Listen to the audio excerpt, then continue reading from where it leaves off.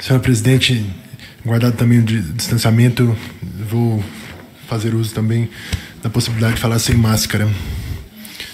Senhora Presidente, colegas vereadores, cidadãos que nos escutam, quem de nós, no início deste ano, poderia imaginar que viveríamos aquilo que nós estamos vivendo? A pandemia do coronavírus atingiu a nossa sociedade em duas dimensões fundamentais: a saúde e a economia. Na dimensão da saúde, trouxe muito sofrimento a tantos e tantos que perderam entes queridos para esse inimigo invisível. A todos eles que choram perdas irreparáveis, nossos sentimentos e as nossas orações. Mas eu gostaria de falar aqui neste tempo sobre outra dimensão atingida pela pandemia, a dimensão da economia. A nossa vida mudou drasticamente e, com isso, a economia sofreu um baque como nunca nossa geração havia visto. Muitas empresas se encontram em extrema dificuldade, outras, infelizmente, já fecharam suas portas.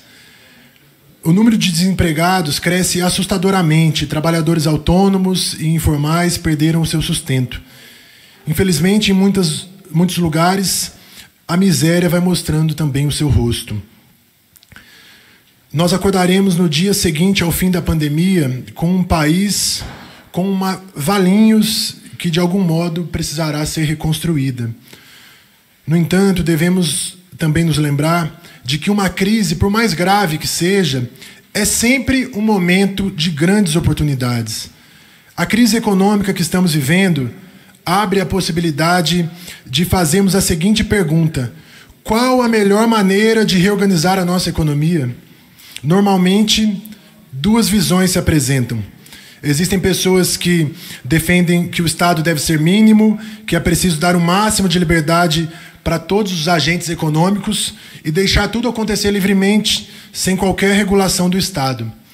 Por outro lado, existem também aqueles que defendem que o Estado deve ser forte, intervindo para criar a igualdade entre todos, mesmo que isso sacrifique a liberdade de cada um, e dizem que cabe unicamente ao Estado o planejamento de toda a economia. Nenhuma dessas visões descreve a economia que queremos, porque nenhuma delas compreende verdadeiramente o ser humano em todos os seus anseios. Algumas veem apenas o aspecto individual do ser humano e, por isso, privilegiam a liberdade, esquecendo que vivemos em uma comunidade e que precisamos uns dos outros. Outros veem apenas o aspecto social do ser humano, ignorando que, como essa pandemia nos revelou, nenhum de nós suporta viver sem liberdade, pois cada um tem a necessidade de dar a sua contribuição pessoal à comunidade, manifestando também as suas próprias iniciativas. O ser humano precisa de liberdade e de comunidade.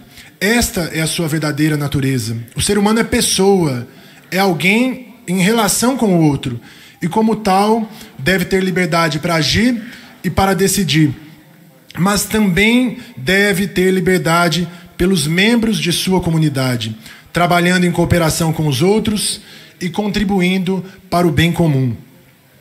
Portanto, a economia que queremos é uma economia em que a liberdade e a comunidade caminhem juntas. A economia que queremos é uma economia em que as pessoas possam empreender livremente, os acordos sejam respeitados e a burocracia seja menor. Além disso, a economia que queremos é uma economia que não tolere conviver com a miséria de alguns e que seja capaz de dar dignidade a todos, pois a miséria e a indignidade de alguns trazem também a miséria e a indignidade para toda a comunidade, e com isso todos sofrem. Para que a liberdade e a comunidade possam andar juntas, a pessoa deve estar no centro da economia e as relações econômicas devem se basear na fraternidade. É preciso haver consciência de que cada um de nós é responsável não só pela própria vida, mas também pela vida daqueles que estão à nossa volta. Na minha atividade econômica, eu preciso sim olhar para a eficiência, mas sem esquecer da justa contribuição à comunidade e a cada pessoa que trabalha comigo ou que se relaciona comigo. A realidade da pandemia nos mostrou que economia tem tudo a ver com a fraternidade. A imprensa noticiou iniciativas de cooperação e solidariedade que ocorreram em vários níveis econômicos. Ainda no mês de maio, Empresas e pessoas físicas já haviam doado mais de 5 bilhões para o combate ao coronavírus.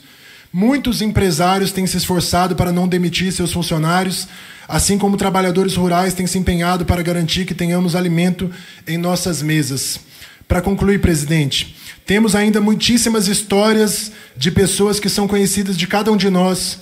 Elas não aparecem nos jornais, mas nos revelam a fraternidade de nosso povo. Famílias que, mesmo com orçamento apertado, continuam pagando seus prestadores de serviço para que eles não fiquem sem sustento. Vizinhos mais jovens que fazem compra para os vizinhos idosos. Pessoas que oferecem refeições e agasalhos a quem precisa. Voluntários que se doam, se associando a diversas causas e entidades do terceiro setor. Senhora presidente, uma economia fraterna não é um sonho, mas é uma realidade que devemos desenvolver e aperfeiçoar. Nós não podemos perder a oportunidade que está à nossa frente. Devemos nos unir, acreditar e atravessar este momento difícil com muita esperança, pois já podemos ver a possibilidade de um futuro melhor. Muito obrigado a todos.